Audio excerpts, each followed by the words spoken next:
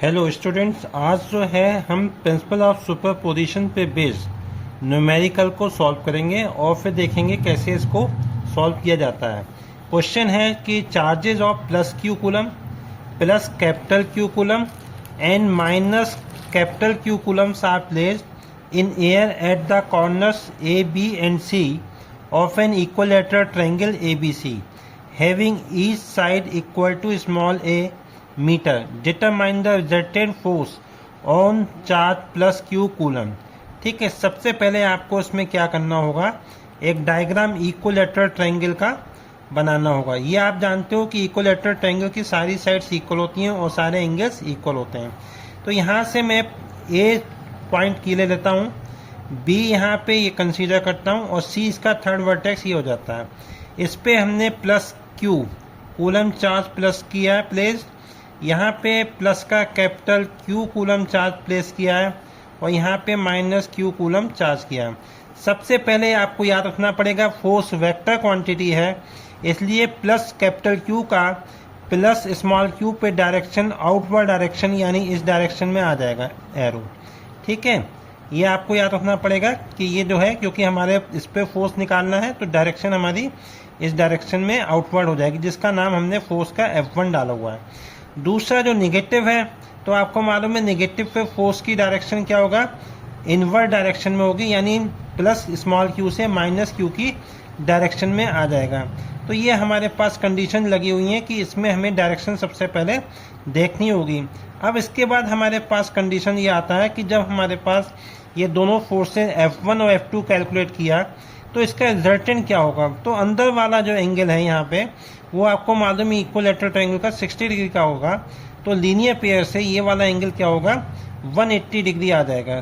ठीक है, तो सबसे पहले रिजल्टेंट निकालने के लिए आपको मालूम है ये दो adjacent side of the parallelogram है, तो इसके पैरेलल हम एक लाइन यहाँ ड्रॉ कर लेते हैं और ठीक इस वाले F1 के पैरेलल लाइन ये ड्रॉ कर लेते हैं। इन दोनों का जो रिजल्टेंट होगा वो हमारा F यहाँ से पास हो जाएगा, जो इसके डायगोनल से रिप्रेजेंट होगा। सबसे पहले F1 निकालने के लिए आपको मालूम है ईस्ट साइड आपको स्मॉल a गिवन है मीटर में, तो यहाँ से हमारे पास जो F1 फोर्स होगा वो हो जाएगा 1/4 pi epsilon naught small Q capital Q upon a square. Similarly अगर हम निकालें इसमें F2 फोर्स, तो F2 फोर्स हो जाएगा 1/4 pi epsilon naught small Q capital Q upon a square. जब ये वेक्टर क्वांटिटी में हमने डायरेक्शन ली है तो चार्जेस के साइन हम कंसीडर नहीं करेंगे। अब इसमें आपको मालूम है कि according to law of parallelogram, according to law of parallelogram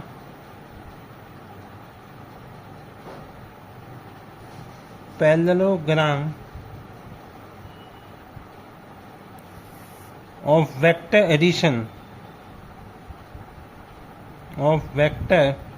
addition resultant vector F equal to is given by F1 square plus F2 square plus 2 F1 F2 cos of the angle between the two vectors F1 and F2 cos 120।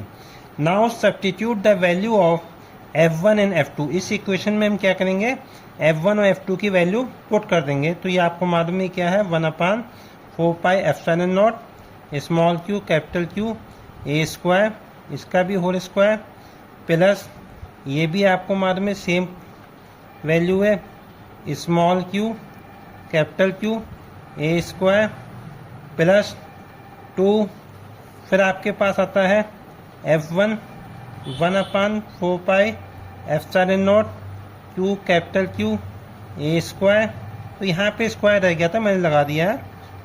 फिर second वाला आ जाएगा 1 Q capital Q a square, फिर second bracket में भी small Q capital Q a square, और cos 120 की value आपको मालूम है टिग्नोमेट्री से -1/2 आ जाती है। ठीक है, ये -1/2 जब आएगी तो आपको मालूम है 2 से 2 कैंसिल हो जाएगा।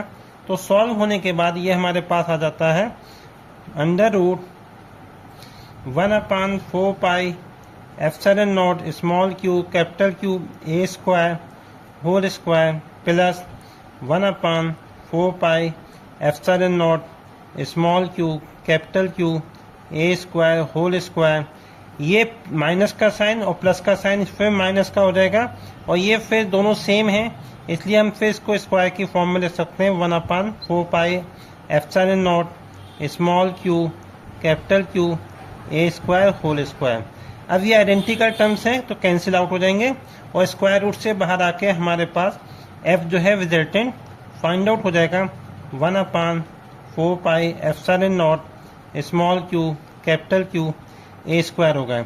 इसके मतलब ये हो गया कि हमारे पास जो resultant force acting on the small plus Q charge जो होगा वो इस वाले उससे आ जाएगा, और यहाँ हमारे पास ये फोर्स आपको मालूम है न्यूटन में लिखते हैं तो न्यूटन में आ जाएगा। ठीक है, डायरेक्शन जब आपको निकालनी होगी तो डायरेक्शन निकालने के लिए हमारे पास फार्मूला है।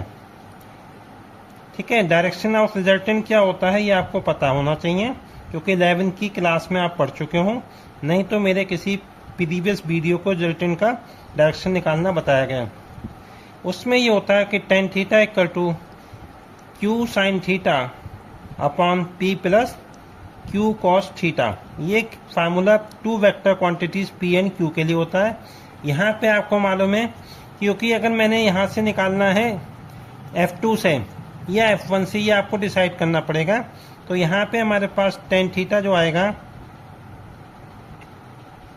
इसमें मैंने कंसीडर क्या किया है कि F1 को ना लेके F2 को ले लिया। ठीक है, तो ये हो जाएगा F2 sine 120 upon F1 plus Q की वैल्यू हमारे पास मालूम ही है, तो ये हो जाएगा F2 हो जाएगा, और यहाँ पे ये होगा कॉज ऑफ 120। तो यहाँ पे जो भी वैल्यूज आप रखेंगे उसके अकॉर्डिंग F1 F2 रख के आंसर आ जाएगा। तो हमारे पास यहाँ पे पता ही है कि यहाँ से वैल्यूज कितनी होगी। F2 तो ऐसे ही रहेगा, वहाँ साइन 120 आपको मालूम है √3/2 हो जाता है। F1 हमारे पास 86 रहेगा, और F2 ऐसे ही रहेगा cos 120 माइनस 1/2। तो ये हमारे पास डायरेक्शन निकालने के रिजल्टेंट फार्मूला है। इसमें आप F1 F2 की वैल्यू सब्स्टिट्यूट करेंगे तो आपको आंसर इसमें आसानी से मिल जाएगा, क्योंकि आपको मालूम है F1 F2 दोनों सेम क्वांटिटी हैं, तो इसमें कोई परेशानी आनी नहीं चाहिए।